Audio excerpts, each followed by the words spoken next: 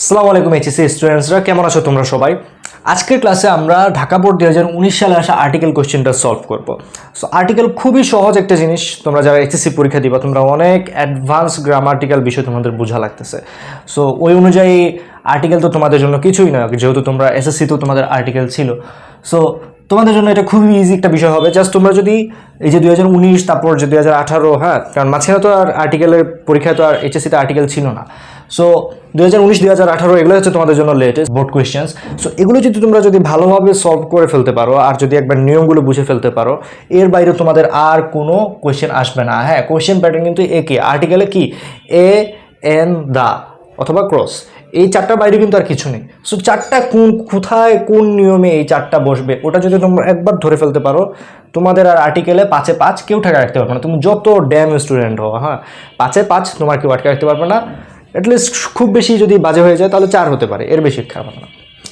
তো আমরা প্রথমে দেখতে পাচ্ছি কি দা পার্লামেন্ট হাউস অফ বাংলাদেশ। হ্যাঁ, কি জন্য আমি এখানে দা বলে ফেললাম?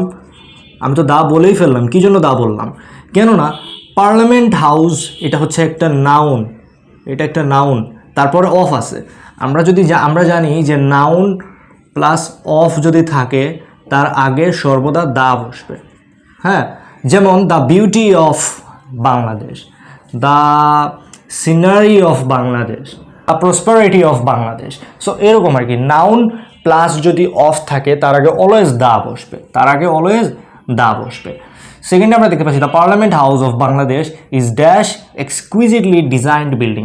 ইজের পরে maximum of the time 90% of the time ইজের পরে এ বসে। হ্যাঁ, ইজের পরে এ বসে, শুধুমাত্র সুপারলেটিভ বাদে। যেমন Bangladesh is the most beautiful country, Bangladesh is the largest, Bangladesh has the largest. হ্যাঁ, ওই সকল ক্ষেত্রে তোমার ইজের পরে তুমি দা বসাতে পারবা, but maximum of the time ইজের পরে এ বসে। So Bangladesh is a exquisitely designed building, the parliament house of the Bangladesh is exquisitely design building, এখানে এন বসবে যেহেতু ই আছে।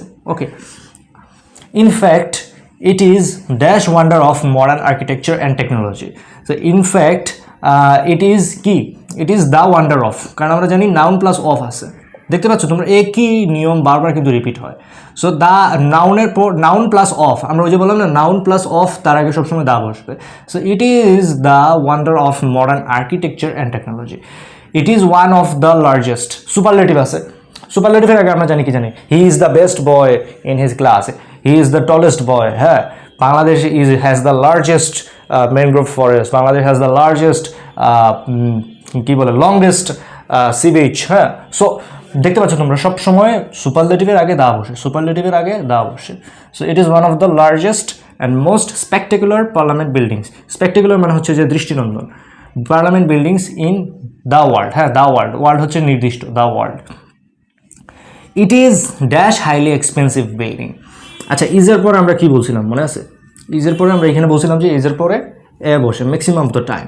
So it is a highly expensive building. Dash maintenance cost of the parliament house. আচ্ছা, এখানে আবার আমরা দেখতে পাচ্ছি যে মেনটেন্যান্স কস্ট এটা একটা নাউন। কস্ট মানে একটা খরচ, এটা একটা নাউন বোঝাচ্ছে। সো নাউন প্লাস অফ আছে, তার মানে এখানে আবার দা। So the maintenance cost of the Parliament House is about 50 million টাকা পার ইয়ার। হ্যাঁ, এই যে পার্লামেন্ট হাউসের রক্ষণাবেক্ষণের খরচ হচ্ছে কি প্রতি বছর 50 মিলিয়ন টাকা। An American architect dash Louis I Can designed this dash building. An American architect, হ্যাঁ, an American architect dash Louis I Can. So এখানে তো কোনো আর্টিকেল বসবে না, এখানে তো কোনো আর্টিকেল বসার প্রয়োজন পড়তেছে না। an American architect, এখানে একটা অ্যাডজেক্টিভ আছে, এখানে আর্কিটেক্ট। হ্যাঁ, এখানে তার এটা লুই আই ক্যানের এটা একটা বিশেষত্ব বা বিশেষণ, that's why this an adjective. ওনার একটা দোষ গুণ অবস্থা বা পরিচয় প্রকাশ করতেছে।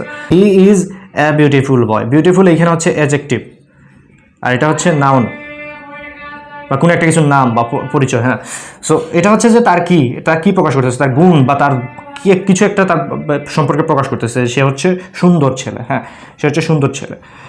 সো হি ইজ এ, দেখছো তোমরা অ্যাডজেক্টিভের আগে এ বসতে পারে, অ্যাডজেক্টিভের পরে অ্যাডজেক্টিভ এবং নাউনের মাঝখানে কিছু বসতে পারে না। So architect, an American architect. So এখানে an American architect, American architect এটা হচ্ছে তার অ্যাডজেক্টিভ, লুই আই ক্যানের অ্যাডজেক্টিভ বা পরিচয় বা তার গুণ।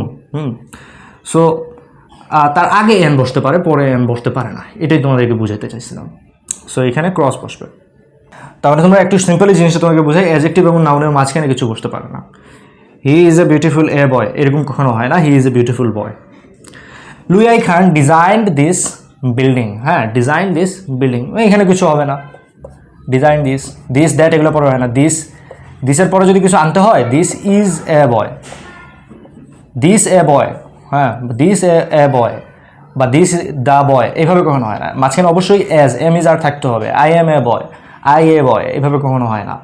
So this is a boy, this a boy, this the building, এরকম কখনো হয় না। দিসের পরে কি হবে, ইজ যদি থাকতো তখন আমরা কিছু একটা দিতে পারতাম। সো দ্যাট ইজ ওয়াই এখানে কিছু বসবে না।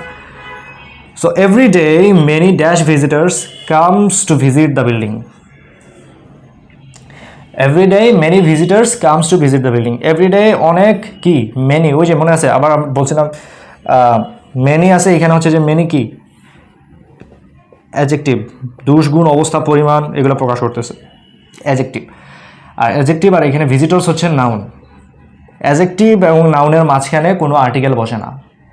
So many a visitor, many the visitors, many a visitors এটা কিছু কিছু ক্ষেত্রে হয়, সেটা আলাদা বিষয়। সো এভরিডে মেনি ভিজিটার্স, এখানে বুঝে যেতেছে এটা অর্থ কি। Everyday many visitors comes to visit the building, প্রতিদিন অনেক ভিজিটর বিল্ডিংটি দেখতে আসে। সো এটাই, এখানে কিছু হবে না। সো এই ছিল আজকের ভিডিও। যদি তোমাদের কোনো প্রবলেম থাকে তোমরা অবশ্যই কমেন্টে জানাবে, কোনো রকম দ্বিধাবোধ করবে না। যে কোনো প্রবলেম আমাকে কমেন্টে জানাতে পারো। আর বোর্ড কোয়েশ্চেন, এরকম আরও বোর্ড কোয়েশ্চেন আছে, তোমরা চেক আউট করতে পারো।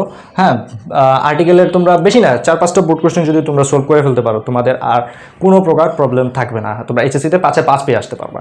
এত ইজি একটা টপিক আর্টিকেল। হ্যাঁ, সো তোমরা ভিডিওগুলো চেক আউট করবা, আর কোনো প্রবলেম থাকলে কমেন্টে জানাবা। ধন্যবাদ।